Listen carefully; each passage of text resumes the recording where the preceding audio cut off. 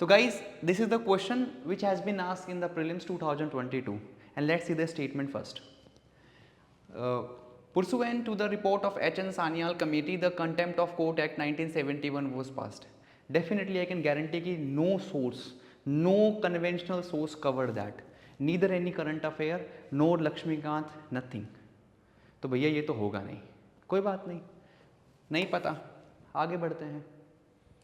The Constitution of India empower the Supreme Court and High Courts to punish for contempt of themselves. मुश्किल लगता है, पता नहीं, इस स्टेटमेंट को भी छोड़ दो, आगे बढ़ो, कोई बात नहीं.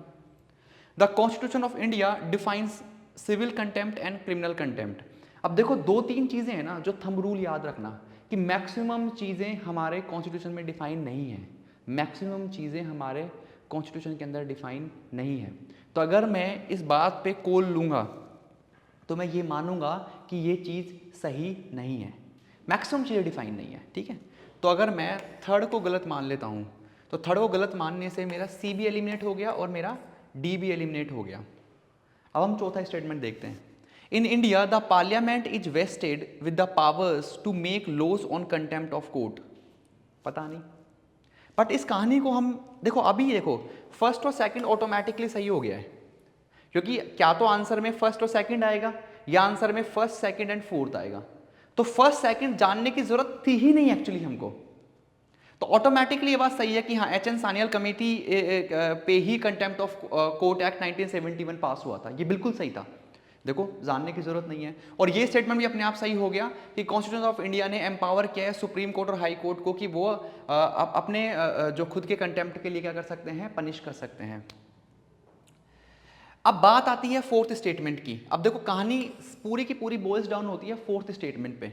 इन India the parliament is vested with the powers to make laws on contempt of court. अब कहानी शुरू होती है कि अगर मान लीजिए पार्लियामेंट के पास ये पावर नहीं होती, पार्लियामेंट के बाद ये पावर नहीं होती, तो क्या ये वाला एक्ट पास हो पाता?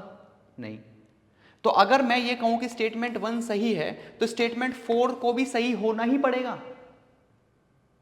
ऐसा कभी नहीं हो पाएगा कि स्टेटमेंट 1 सही है और स्टेटमेंट 4 गलत है, बिकॉज यहां पे तो कह ही रहा है कि भाई एक एक्ट को पास किया है, तो ऑटोमेटिकली पार्लियामेंट के पास पावर है एक्ट को पास करने की. तो मुझे फर्स्ट और फोर्थ को सही मानना ही पड़ेगा, और बिना कोई इंफॉर्मेशन के मैं कह सकता हूं कि B will be the correct answer. मैं आपको कुछ चीज़ें यहाँ क्लियर करना चाहूँगा, जैसा कि मैं अपनी क्लासेस में भी करता हूँ कि मैं चीज़ों की एनालॉजी महाभारत से हमेशा लेता हूँ.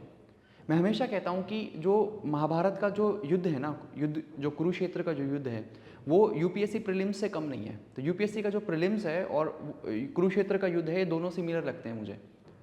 उसमें क्या हो रहा है कि अगर देखिए, अगर हम कुरुक्षेत्र के युद्ध को देखें तो कुरुक्षेत्र के युद्ध में जो दुर्योधन की सेना है और पांडवों की सेना है, और पांडवों की सेना जीतती है.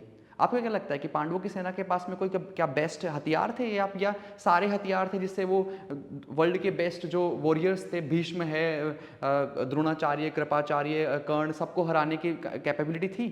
अरे नहीं भैया, नहीं थी. पर उनके पास में एक चीज़ थी और वो थे कृष्णा. तो जिस तरह से लॉर्ड कृष्णा ने सही चीज़ें बताई, कर्ण को बताई कि वो किस तरीके से पांडवों की तरफ आ सकते हैं, पर वो आए नहीं थे, पर किस तरीके से उन्होंने अर्जुन को गाइड किया उनका सारथी हो करके, और बताया किस तरीके से वो भीष्मा को जो कि कभी मर भी नहीं सकते थे, उनको किस तरीके से वो इनएक्टिव कर सकता है. तो गाइज ये चीज़ सबसे ज़्यादा इंपॉर्टेंट है. देखो द्रोणाचार्य का जो गुरुकुल है ना, वो आप फाउंडेशन कोर्स में कर चुके हो किसी कोचिंग में, लेकिन कुरुक्षेत्र के युद्ध में आपको एक सही सारथी की ज़रूरत है, और उस सारथी का रोल हम इस सेमिनार में अब आगे करने वाले हैं. इसी के लिए सिविल डेली एक सेमिनार कंडक्ट कर रहा है 11th से 13 तक.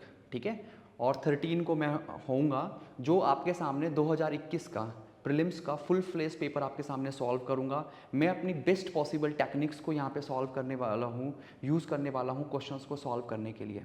ठीक है, तो आप वहाँ पे आइए और इस चीज़ का बेनिफिट उठाइए.